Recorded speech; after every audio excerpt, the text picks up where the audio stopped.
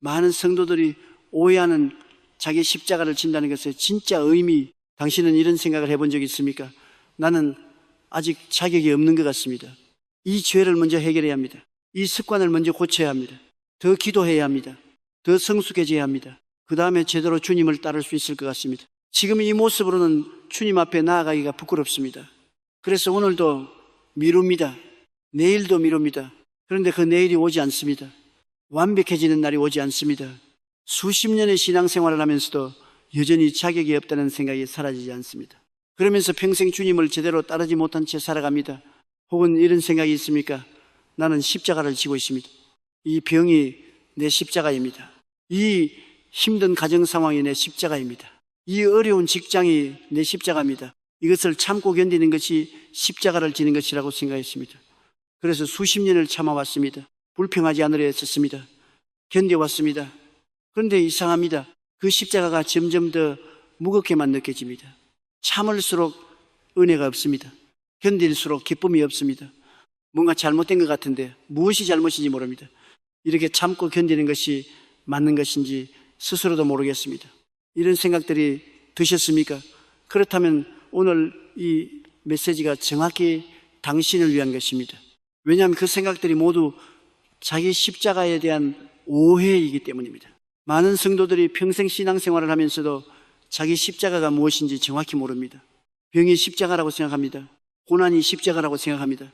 힘든 상황을 참고 견디는 것이 십자가라고 생각합니다. 완벽해진 후에 지는 것이 십자가라고 생각합니다. 그러나 성경이 말씀하는 자기 십자가는 그것이 아닙니다. 그것보다 훨씬 깊고 훨씬 구체적이며 훨씬 은혜롭습니다. 하지만 오늘 당신에게 반드시 물어야 할 것이 있습니다. 당신은 예수님을 따른다고 말하면서 왜 자기 십자가가 무엇인지는 성경을 통해 정확히 확인하지 않습니까? 십자가를 지고 있다고 생각하면서 왜 예수님이 말씀하신 십자가의 의미와 같은지는 점검하지 않습니까? 자격이 없다고 느끼면서 왜 예수님은 자격 없는 자를 그대로 부르신다는 것은 알지 못합니까? 수십 년을 참고 견뎌왔는데 왜 은혜가 없는지 의문이 들면서도 왜 그 이유를 말씀 앞에서 찾지 않습니까? 진실은 바로 이것입니다.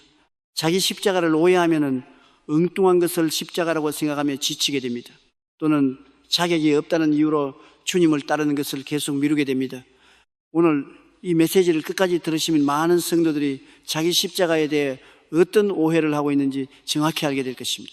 예수님이 말씀하신 자기 십자가의 진짜 의미가 무엇인지 깨닫게 될 것입니다. 그리고 지금 이 못난 모습 그대로, 이 부족한 모습 그대로 주님을 따를 수 있다는 것을 알게 될 것입니다. 먼저 많은 성도들이 가진 첫 번째 오해입니다. 자기 십자가는 내 고난과 고통이라는 오해입니다. 병원에서 오랜 투병을 하고 계십니까?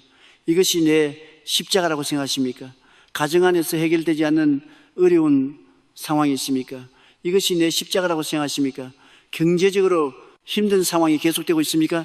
이것이 내 십자가라고 생각하십니까? 평생 힘든 가족을 돌보며 살아왔습니까? 그것이 하나님이 내게 주신 십자가라고 생각하십니까? 많은 성도들이 이렇게 생각합니다. 내 삶에 찾아온 고난이 하나님이 주신 십자가라고. 그 고난을 묵묵히 견디는 것이 십자가를 지는 것이라고. 그래서 힘든 상황을 하나님이 주신 십자가라며 참고 버팁니다. 그런데 이상하게 그 십자가가 점점 더 무겁게만 느껴집니다. 은혜가 없습니다. 참을수록 기쁨이 없습니다. 뭔가 잘못된 것 같은데 무엇이 잘못인지 모릅니다. 예수님은 이렇게 말씀하셨습니다. 아무든지 나를 따라오려거든 자기를 부인하고 자기 십자가를 지고 나를 따를 것이니라. 자기 십자가라고 하셨습니다. 하나님이 주신 십자가가 아닙니다. 자기 십자가입니다. 그리고 이것은 내 삶에 찾아오는 고난이나 질병이나 어려운 상황을 말씀하시는 것이 아닙니다. 병은 누구에게나 찾아올 수 있습니다. 믿는 자에게도 믿지 않는 자에게도, 가정의 어려움도 마찬가지입니다. 경제적 고난도 마찬가지입니다. 이것들은 이 땅에서 살아가는 모든 사람이 겪는 일들입니다. 그것이 자기 십자가라면 예수님을 믿지 않는 사람들도 모두 십자가를 지고 있는 것이 됩니다. 또한 예수님은 십자가를 지라고 하시기 전에 먼저 자기를 부인하라고 하셨습니다. 고난은 내가 선택하는 것이 아닙니다. 그러나 자기 십자가는 내가 선택하는 것입니다. 자기를 부인하는 선택, 하나님의 뜻을 따르는 선택, 그것이 자기 십자가입니다. 자기 십자가는 내게 찾아온 고난이 아닙니다. 그것은 훨씬 더 구체적이고 의도적인 것입니다. 두 번째 오해입니다. 자기 십자가는 참고 견디는 것이라는 오해입니다. 어떤 성도들은 이렇게 생각합니다. 십자가를 진다는 것은 힘든 상황에서 불평하지 않고 묵묵히 참는 것이라고. 어려운 사람을 만나도 참고, 억울한 일을 당해도 참고, 힘든 환경에서도 참는 것이 십자가를 지는 것이라고 수십 년을 그렇게 살았습니다. 참고 또 참았습니다. 불평하지 않으려 했었습니다. 힘들어도 웃으려 했습니다. 그런데 어느 날 마음이 텅 비어 있습니다. 지쳐 있습니다. 기쁨이 없습니다. 은혜가 사라졌습니다. 그렇게 참아왔는데 왜 이렇게 허전한지 모르겠습니다. 이것이 정말 십자가를 지는 것이 맞는지 의문이 생깁니다. 그 의문이 맞습니다. 참는 것은 십자가가 아니기 때문입니다. 예수님은 단순히 참으라고 하지 않으셨습니다. 누구든지 자기 목숨을 구원하고자 하면 잃을 것이요, 누구든지 나를 위하여 자기 목숨을 잃으면 찾으리라. 목숨을 잃으라고 하셨습니다. 이것은 단순한 인내가 아닙니다. 훨씬 더 근본적인 것을 요구하십니다. 내 목숨, 즉 내 뜻, 내 계획, 내 욕심, 내 방식을 잃는 것입니다. 참는 것과 십자가를 지는 것의 차이를 생각해 보십시오. 참는 것은 내 뜻을 유지하면서 상황을 버티는 것입니다. 여전히 내가 중심에 있습니다. 내가 참기로 결정했습니다. 내가 버티고 있습니다. 내가 주도권을 가지고 있습니다. 그래서 참는 것은 지칩니다. 내 힘으로 하는 것이기 때문입니다. 그러나 십자가를 진다는 것은 내 뜻 자체를 내려놓는 것입니다. 그 주도권 자체를 하나님께 드리는 것입니다. 이어서 수고하고 무거운 짐진 자들아 다 내게로 오라. 내가 너희를 쉬게 하리라. 수고하고 무거운 분들에게 예수님은 이렇게 말씀하십니다. 내게로 오라고, 그 짐을 내려놓으라고. 그것이 십자가를 지는 것의 시작입니다. 지고 있던 짐을 내려놓고 주님의 멍에를 매는 것입니다. 참는 것은 무겁습니다. 그러나 십자가를 지는 것은 쉽습니다. 왜냐하면 혼자 지는 것이 아니라 주님과 함께 지기 때문입니다.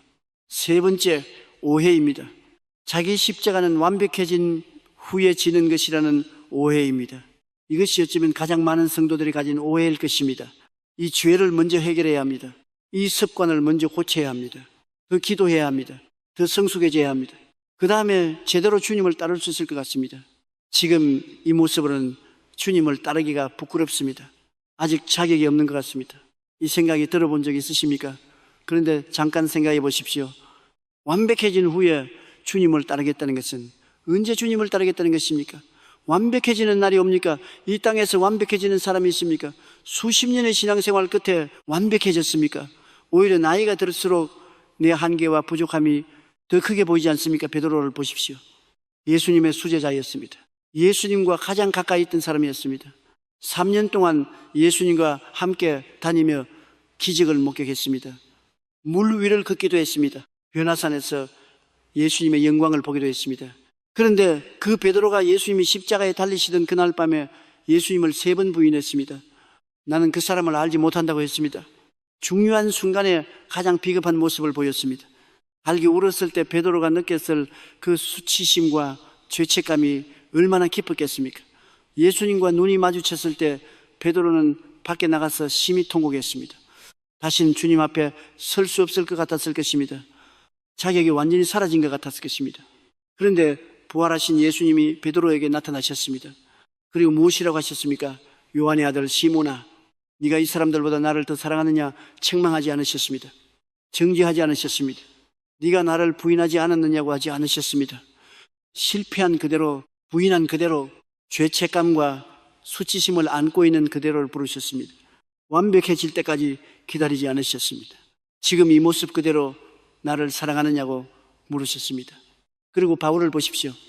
바울은 예수님을 믿는 성도들을 핍박하던 사람이었습니다. 그 잔인함이 얼마나 대단했던지 성도들이 바울이라는 이름만 들어도 두려워할 정도였습니다. 예수님을 따를 자격이 있는 사람이라면 바울은 가장 자격 없는 사람이었습니다. 성도들을 잡아가두고 죽음에 동의하고 교회를 파괴하던 사람이었습니다.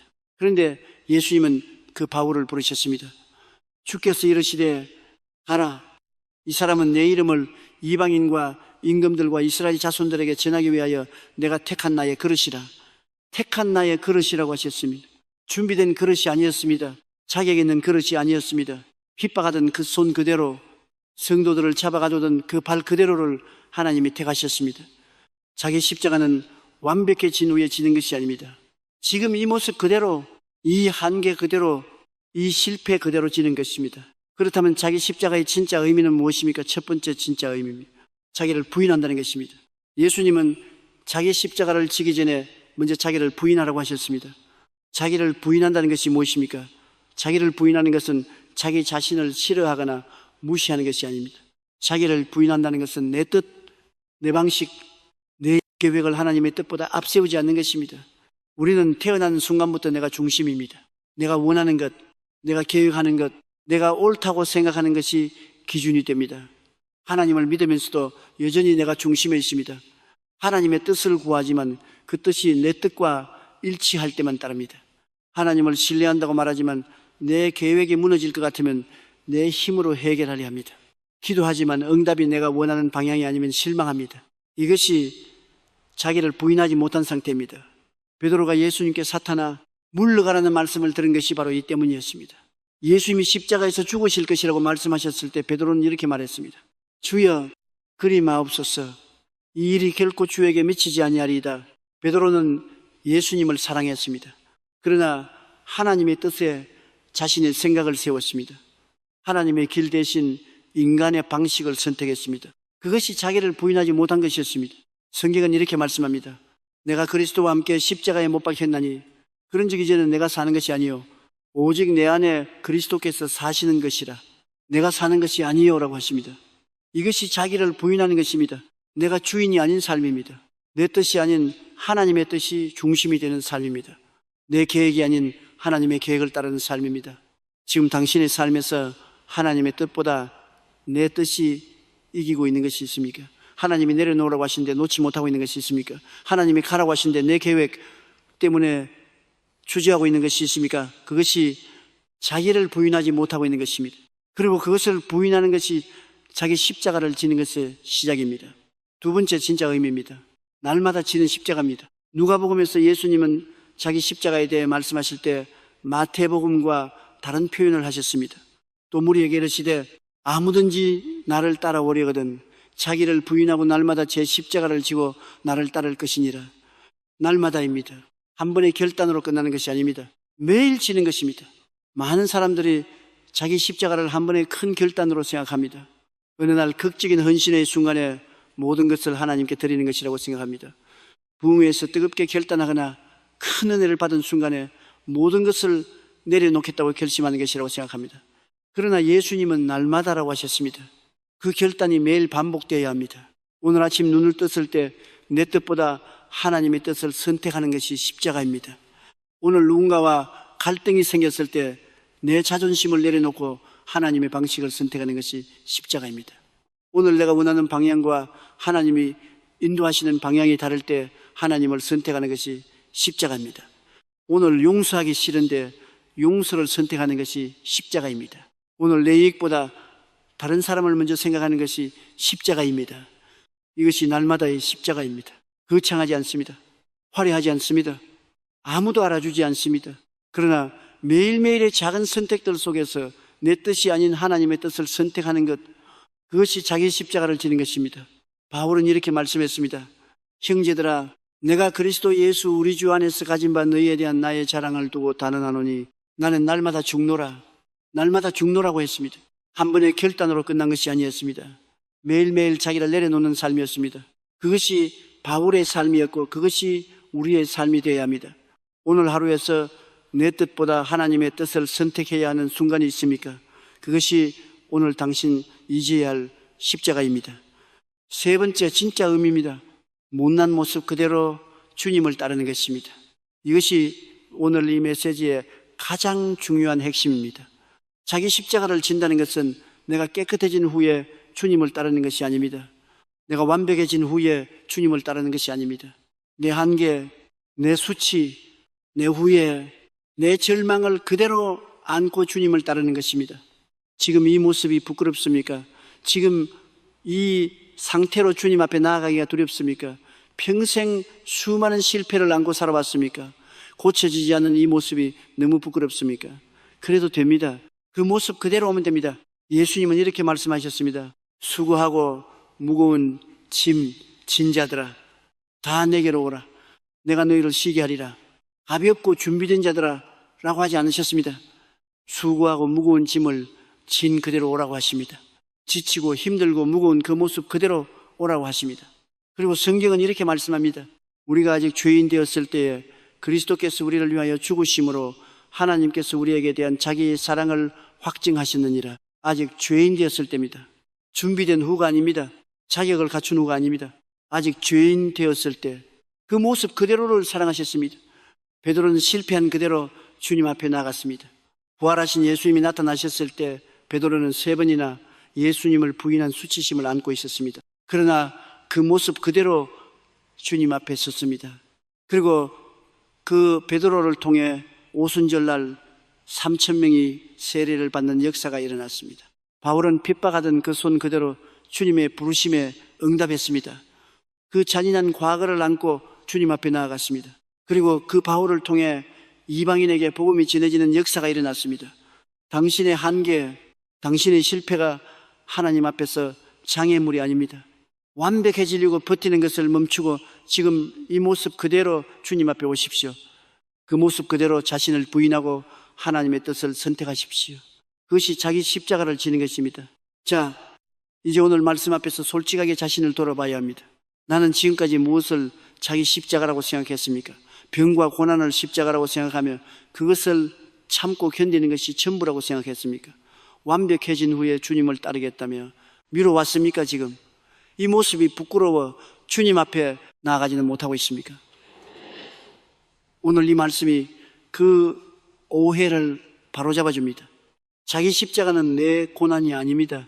자기 십자가는 단순히 참고 견디는 것이 아닙니다. 자기 십자가는 완벽해진 후에 지는 것이 아닙니다. 자기 십자가는 내 뜻을 부인하고 하나님의 뜻을 선택하는 것입니다. 날마다 그 선택을 하는 것입니다. 그리고 못난 모습 그대로 주님을 따르는 것입니다. 지금 자격이 없다고 느끼십니까? 베드로를 기억하십시오. 실패한 그대로를 부르신 예수님이 지금 당신도 부르고 계십니다. 지금 너무 지쳐 있습니까? 수고하고 무거운 짐진 자들아, 다 내게로 오라고 하십니다. 완벽해질 때까지 기다리지 마십시오. 지금 이 모습 그대로 주님 앞에 나오십시오. 이제 함께 기도하겠습니다. 이 기도를 단순한 의식이 아니라 살아계신 하나님 앞에 드리는 진심 어린 고백으로 들으십시오. 하나님 아버지, 오늘 말씀 앞에 섭니다. 솔직하게 고백합니다. 자기 십자가의 의미를 오해했던 때가 있었습니다. 병과 고난을 십자가라고 생각하며 그것을 참고 견디는 것이 전부라고 생각했던 때가 있었습니다. 자격이 없다는 이유로 주님을 따르는 것을 미뤄왔던 때가 있었습니다. 완벽해진 후에 제대로 주님을 따르겠다며 오늘도 내일도 미뤄왔습니다. 그러나 오늘 말씀을 통해 깨닫습니다. 예수님은 지금 이 모습 그대로를 부르고 계십니다. 베드로의 실패한 모습 그대로를 부르셨듯, 바울의 자격 없는 모습 그대로를 부르셨듯, 지금 제 못난 모습 그대로를 부르고 계십니다. 하나님, 오늘부터 완벽해지기를 기다리는 것을 멈추겠습니다. 지금 이 모습 그대로 주님 앞에 나아갑니다. 내 뜻을 부인하고 하나님의 뜻을 선택하겠습니다. 날마다 그 선택을 하겠습니다. 내 한계와 실패와 수치심을 그대로 안고 주님을 따르겠습니다. 내가 사는 것이 아니요 오직 내 안에 그리스도께서 사시는 삶을 살게 하소서. 날마다 자기를 부인하고 십자가를 지고 주님을 따르는 삶을 살게 하소서. 예수님의 이름으로 기도합니다. 아멘. 오늘 말씀을 기억하십시오. 자기 십자가는 내 고난이 아닙니다. 자기 십자가는 참고 견디는 것이 아닙니다. 자기 십자가는 완벽해진 후에 지는 것이 아닙니다. 자기 십자가는 내 뜻을 부인하고 하나님의 뜻을 선택하는 것입니다. 날마다 그 선택을 하는 것입니다. 그리고 못난 모습 그대로 주님을 따르는 것입니다. 지금 수고하고 무거운 짐을 지고 계십니까? 주님이 부르고 계십니다. 지금 자격이 없다고 느끼십니까? 베드로를 기억하십시오. 실패한 그대로를 부르셨습니다. 지금 너무 못난 것 같습니까? 바울을 기억하십시오. 자격 없는 그대로를 택하셨습니다. 예수님은 완벽한 자를 부르신 것이 아닙니다. 지금 이 모습 그대로를 부르십니다. 그 부르심에 지금 응답하십시오. 오늘 이 순간 자기를 부인하고 십자가를 지고 주님을 따르는 선택을 하십시오. 그리고 내일도 모레도 날마다 그 선택을 계속하십시오. 아무든지 나를 따라오려거든 자기를 부인하고 날마다 제 십자가를 지고 나를 따를 것이니라. 날마다입니다. 오늘도 내일도 매일매일 지금 이 모습 그대로 시작하십시오. 그것이 자기 십자가를 지는 것이고 그것이 진정으로 주님을 따르는 삶의 시작입니다. 하나님의 은혜가 여러분과 함께 하시길 축복합니다.